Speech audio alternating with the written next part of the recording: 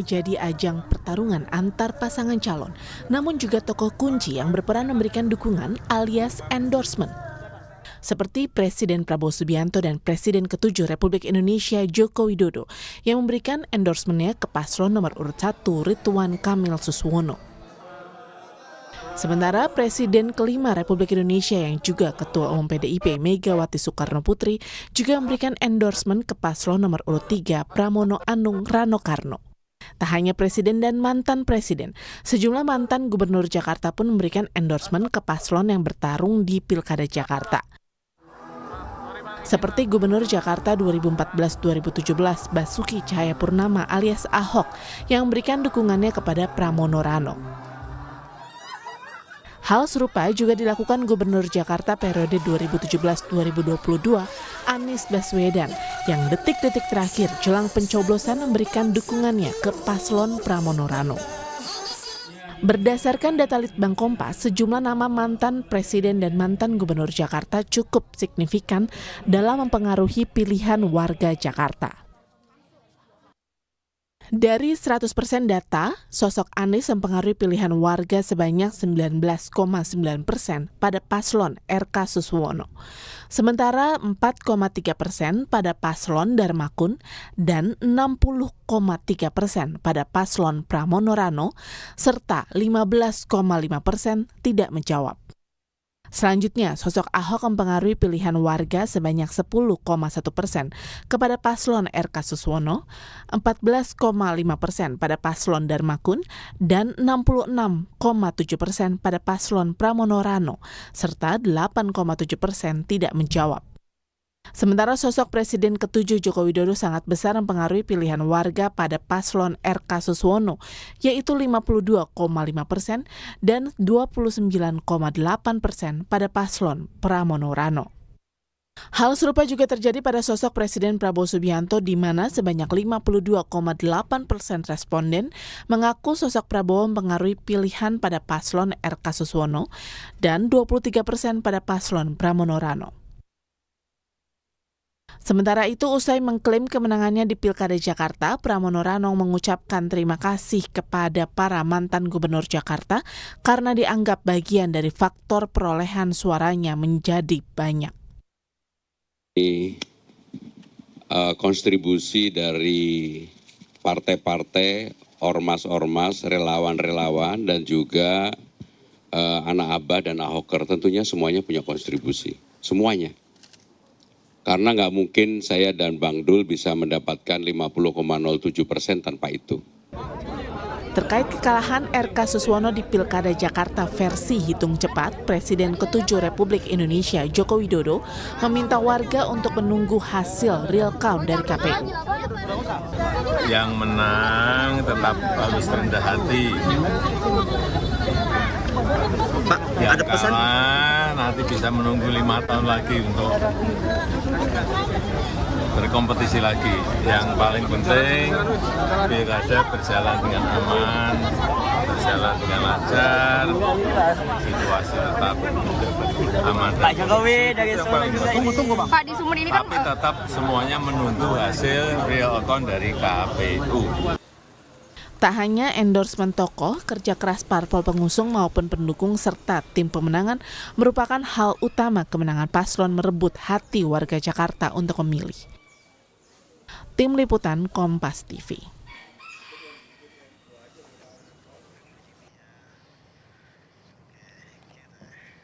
Bicara soal Pilkada Serentak 2024, khususnya di DKI Jakarta, tak hanya jadi ajang pertarungan para pasangan calon yang bertanding, namun juga menjadi pertarungan para tokoh nasional atau endorsement.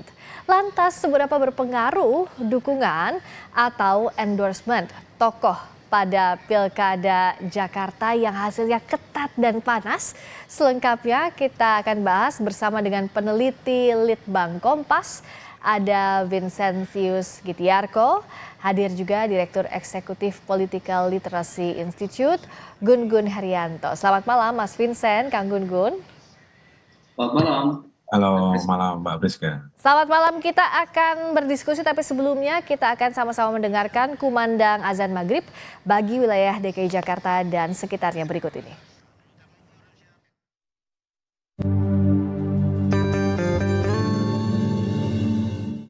Allahu Akbar, Allahu Akbar, Allahu Akbar,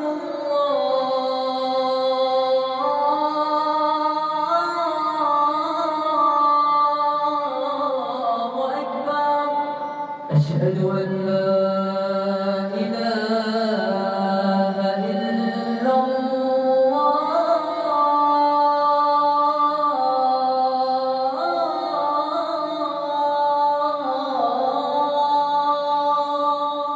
أشهد أن لا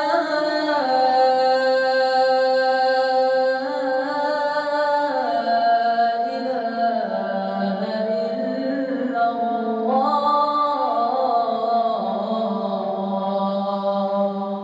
أشهد أن محمدا رسول الله.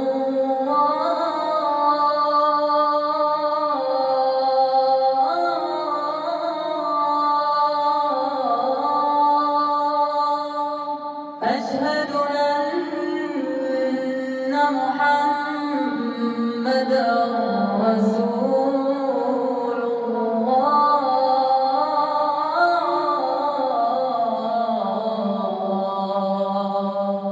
حي على الصلاة.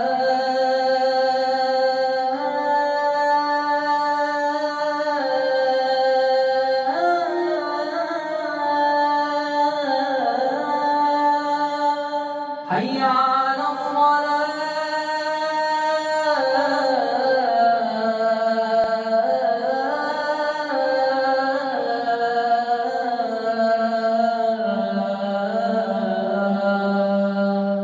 حي على الفلاح.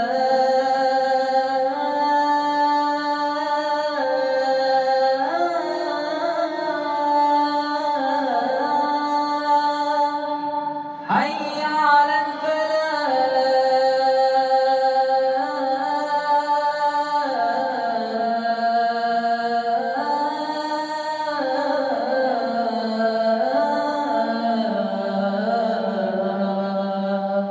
الله أكبر،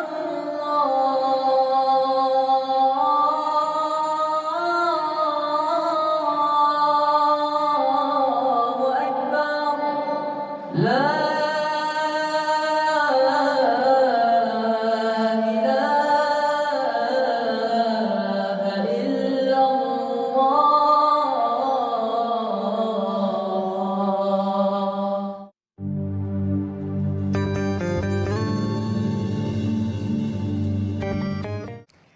Selamat menunaikan ibadah salat maghrib bagi Anda yang menjalankan khususnya di wilayah DKI Jakarta dan sekitarnya. Sapa Indonesia Malam kembali membahas soal seberapa pengaruh dukungan atau endorsement tokoh pada Pilkada Jakarta. Saya ke Mas Vincent terlebih dahulu. Jadi kalau dari hasil exit poll terakhir misalnya, bisakah dibaca seberapa berdampak tokoh nasional ini memengaruhi warga untuk memilih, Mas Vincent? Iya, kalau kita baca dari hasil exit poll ya Mbak di Pilkada Jakarta ini secara umum sebenarnya kalau kita lihat angkanya 61% secara umum itu endorsement politik itu diperhitungkan. Sementara sekitar 40% yang lain itu tidak. Nah kalau kita lihat ke tokoh-tokohnya gitu ya, kita mulai misalnya dari sosok mantan Presiden Jokowi, itu ada angka sekitar 52,5%. Mereka yang mempertimbangkan sosok Jokowi ini mengarahkan dukungannya bagi pasangan Ridwan Kamil dan Suswono. Begitupun angkanya kurang lebih mirip itu untuk Presiden Prabowo ya. Responden yang atau pemilih yang mempertimbangkan sosok ini sebagai yang dipertimbangkan itu mengarahkan 52,8% gitu ya ke pasangan Ridwan Kamil dan Suswono. Nah sebaliknya kan kita lihat juga bahwa ada sosok-sosok seperti mantan gubernur ya Anies dan juga Pak Basuki. Itu kalau untuk Anies ini memang sesuai dengan gestur politiknya, masyarakat melihat arah dukungannya ya. Kalau kita lihat angkanya ini menjadi mengalir ke kubu nomor 3 ya, paslon Ya. nomor 3 ya. Untuk Anies itu angkanya sekitar 60,3% itu mengarah kepada Pramono Anung dan Rano, sementara untuk Basuki Cahayapurnama itu sekitar 66,7% mengarahkan dukungannya kepada Pramono Anung dan Rano Karno juga gitu. Bu Mega Nah, juga ya, otomatis untuk Pramono Rano ya, terlihat juga di exit poll itu ya, ya, Mas? kalau dari ekspor ini lebih lagi untuk Bu Mega karena memang partainya memang ini partai utama yang mendukung gitu ya, masyarakat melihat ini juga, dan 80% dari orang yang mempertimbangkan Bu Megawati itu mengarahkan dukungannya ke paslon nomor 3 ini. Gitu Mbak Priska. Oke, nah dari Kang Gun-Gun melihatnya kalau di Jakarta, ini kan yang mengejutkan dari hasilnya sempat sangat tipis, begitu pula dengan hasil quick count. Meskipun kita disclaimer-nya masih menunggu hasil hitung resmi dari KPU.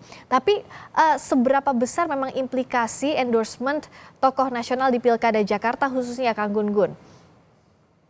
Ya, menurut saya pengaruhnya kuat ya. Kenapa? Karena dua hal. Pertama, ada sentimen Pilpres yang kemarin tentu masih ada resonansinya pada saat Pilkada Jakarta, sehingga tentu polarisasi figur yang kemudian memberi endorsement itu juga berpengaruh pada persepsi pemilih. Kemudian yang kedua, soal pola acak dalam proses kandidasi ya.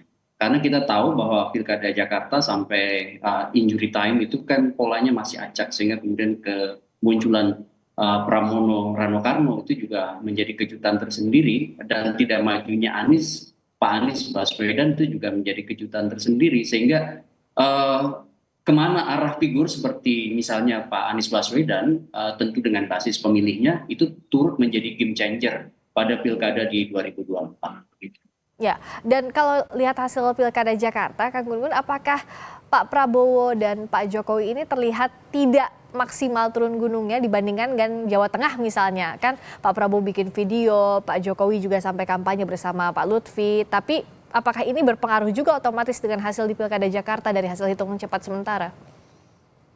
Ya, sebenarnya kalau kita lihat Pak Jokowi juga kan memberi endorsement lebih eksplisit sebenarnya dengan beberapa video terakhir. Tetapi memang tidak bisa hanya faktor tunggal ya dalam konteks kemenangan kandidat. Bahwa figur ya memberi endorsement dan berpengaruh pada suara tentu saja, tetapi juga banyak faktor-faktor lain. Contoh misalnya dinamika Jakarta yang tidak bisa disamakan dengan Jawa Tengah. Ya, Jakarta misalnya ada sentimen ketidakmajuan seseorang yang kemudian diharapkan, dan itu ada namanya dalam konteks psikopolitik keberbedaan antara apa yang dipikirkan dengan yang dirasakan, ini yang sering disebut sebagai cognitive dissonance ya. Dan itu juga tentu orang-orang yang tidak kemudian mendapatkan figur yang diharapkan itu bisa menentukan pilihan, bisa misalnya ke siapa di luar tentu yang diasosiasikan ya dengan rezim saat ini, sebut aja Pak Prabowo ataupun Pak Jokowi yang memberi endorsement pada Pak Prabowo. Dan itu sangat mungkin kemudian memberi insentif elektoral ya, baik itu pada pasangan Pak Pramono maupun pasangan 02 ya dari independen. Ya. Saya pikir begitu ya. Ya, kalau dari Mas Vincent juga melihat kalau secara data artinya tujuan dari endorsement ini kan ada engagement yang ingin dibangun ya. Jadi pemilih itu tahu kalau misalnya tokoh siapa, milihnya ke siapa. Itu cukup berhasil dilakukan untuk kita bicara konteks Pilkada Jakarta. Iya, kalau kita kembali ke angka kecenderungannya, ini memang terbaca karena memang sejalan ya Mbak ya. Artinya apa yang ditampilkan di publik dan juga ditangkap oleh publik itu sejalan gitu. Tapi kan memang pertanyaannya berikutnya adalah seberapa besar atau seberapa masyarakat Jakarta itu mempertimbangkan itu atau melihat itu gitu ya. Nah ini yang terlihat. Tapi kalau kita kembali ke angka, memang dalam perjalanan waktu yang sebenarnya relatif singkat ya endorsement dilakukan secara eksplisit terutama begitu ya. Ini ternyata memang berhasil membuat publik menangkap kemana sebenarnya arah politik yang diberikan atau dukungan yang diberikan oleh masing-masing sosok ini kepada calon yang ada. Seperti itu Mbak Priska. Iya, karena kan kalau kita bicara soal ini tidak ada faktor tunggal ya Kang Gun-Gun. Kalau bicara soal tapi tokoh nasional harus turun gunung, artinya betapa ketatnya persaingan Pilkada Jakarta dan memang efektif sesuai dengan angka yang tadi disampaikan oleh Mas Vincent, Kang Gun-Gun. Ya betul, Jakarta ini salah satu barometer spotlight politik nasional. Jadi pasti menjadi pusat perhatian dari seluruh kekuatan politik.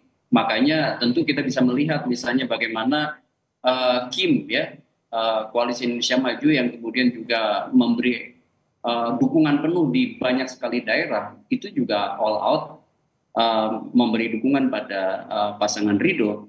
Tetapi kemudian dinamika politik elektoral itu setiap daerah tentu berbeda dan Jakarta punya keunikan exposure media misalnya yang luar biasa, sekaligus juga kita bisa melihat bagaimana misalnya jangkar-jangkar komunikasi politik yang dibangun Pak Anies dan tentu juga ya kita bisa melihat misalnya kalau Pak Ahok kemudian Bu Mega yang juga memberi endorsement tentu berada di kolam yang sama dengan sebut aja menjadi basis pemilih PDI Perjuangan meskipun tentu tidak seluruh orang yang menghendaki apa namanya endorsement Pak Ahok kepada siapa itu juga orang PDI Perjuangan gitu. Tetapi sekarang Pak Ahok kan berada di PDI Perjuangan, Bu Mega juga demikian. Nah, Pak Jokowi dan tentu Pak Prabowo, ya tentu kita bisa lihat ini politik asosiatifnya jelas ya. Dari sejak Pilpres, kemudian political publicity yang dibangun jelang Pilkada Jakarta, itu menunjukkan bahwa dukungan kepada Ridho. Nah, yang ditunggu kemarin oleh sebagian publik Jakarta yang menjadi undecided voters menurut saya pada sosok kemana arah politik Anies Baswedan. Dan tentu ini juga menjadi salah satu faktor pengubah, bukan satu-satunya faktor pengubah, tetapi ini menjadi salah satu faktor pengubah yang turut menentukan. Oke, tapi yang juga disoroti, meskipun tokoh-tokoh nasional turun gunung, tapi partisipasi pemilih di DKI Jakarta ini rendah ya, Mas Vincent bisa paparkan angkanya soal ini? Iya, kalau kita lihat angkanya memang ini menjadi salah satu, kalau memang nanti hasilnya di KPU juga seperti itu ya, ini akan menjadi salah satu tingkat partisipasi yang relatif rendah ya untuk masyarakat Jakarta. Ya, angkanya berkisar sekitar kurang dari 60% ya untuk partisipasinya. Ini sebenarnya menunjukkan bahwa memang di tengah ketatnya persaingan dan juga di tengah misalnya dinamika politik menjelang pilkada, sebenarnya masyarakat itu menunggu dan juga melihat bagaimana ini akan terjadi. Tapi di hari H ternyata memang ada sebagian yang memilih untuk belum atau tidak menggunakan hak pilihnya gitu ya. Nah, ini menjadi pertanyaan penting sebenarnya apakah ini sebuah sikap misalnya kritis ya, kritis terhadap dinamika yang sebenarnya terjadi gitu. Karena toh dari 50 sekian hampir 60% yang menggunakan hak suaranya, kita lihat bahwa sebenarnya yang berterima dengan political endorsement ini kan sebenarnya hanya 60% gitu. Sementara 40% itu sebenarnya tidak begitu memperhitungkan. Artinya sebenarnya kan kalau kita bicara political endorsement ini kan dorongannya kan cenderung emosional gitu ya. Kita bisa bilang ini dalam tanda kutip kurang rasional sebenarnya. Apakah ketika seseorang yang didukung oleh tokoh-tokoh ini menjamin bahwa dia akan menjadi pemimpin yang diharapkan, itu kan menjadi tanda tanya besar begitu ya. Nah, mungkin ini yang menjadi pertimbangan atau juga pergulatan masyarakat Jakarta dalam pilkada kali ini gitu Mbak Rizky. Ya, kalau Kang Gun Gun bagaimana melihat ini kan tokoh nasional yang turun gunung ini bukan main-main. Presiden saat ini, lalu juga ada presiden ke-7, lalu kita lihat juga ada mantan gubernur Jakarta. Artinya ternyata tidak cukup besar juga mendorong warga Jakarta untuk menggunakan hak pilihnya secara maksimal, Kang Gun Gun. Jadi saya lihat memang ya, saya di beberapa dialog sebelumnya sudah pernah mengatakan bahwa Pilkada Jakarta 2024 ini agak berbeda. Agak berbedanya kenapa? Karena ada situasi di mana mungkin tidak seluruh orang yang berkehendak munculnya ya figur-figur tertentu itu kemudian terwadahi, sehingga kemudian bisa aja ada semacam kekecewaan atau mungkin juga kritisisme terhadap proses kontestasi, terutama di wilayah proses kandidasi ya beberapa waktu lalu. Dan itu kemudian juga bisa juga ada semacam apa yang kemudian dibayangkan soal aspek competitiveness yang kemudian tidak mewujud ya dalam figur yang akan maju, itu kemudian membuat sebagian tentu ya, sebagian dari pemilih untuk mengkalkulasi penting nggak ya saya datang ke TPS begitu ya. Sehingga bisa kemudian menjadi jawaban kenapa sebagian di antara pemilih itu kemudian tidak datang ke TPS dan angkanya tentu lebih besar dibanding pemilu 2017. Nah, saya melihat ini juga jadi pelajaran penting ya bagi para elit politik, terutama di partai politik. Proses kandidasi itu juga jangan kemudian mengabaikan suara yang kerap kali itu tidak tersuarakan karena elit partai politik, Mbak Friska, itu sering kali menjadikan takaran ya kepentingan elitnya untuk kemudian memajukan para kandidat, sementara proses-proses di bawah sering kali tidak terdengar untuk kemudian ditampung menjadi aspirasi. Begitu. Ya, menarik, ini jadi salah satu evaluasi dan yang juga ditunggu adalah hasil resmi dari hitung resmi Komisi Pemilihan Umum Provinsi DKI Jakarta soal hasil dari Pilgub Jakarta yang sudah panas bahkan sejak proses kandidasi ya, dan hingga saat ini. Terima kasih atas waktunya Mas Vincentius Gitiarko, peneliti Litbang Kompas dan Direktur Eksekutif The Political Literacy Institute, Gun Gun Herianto. Selamat malam.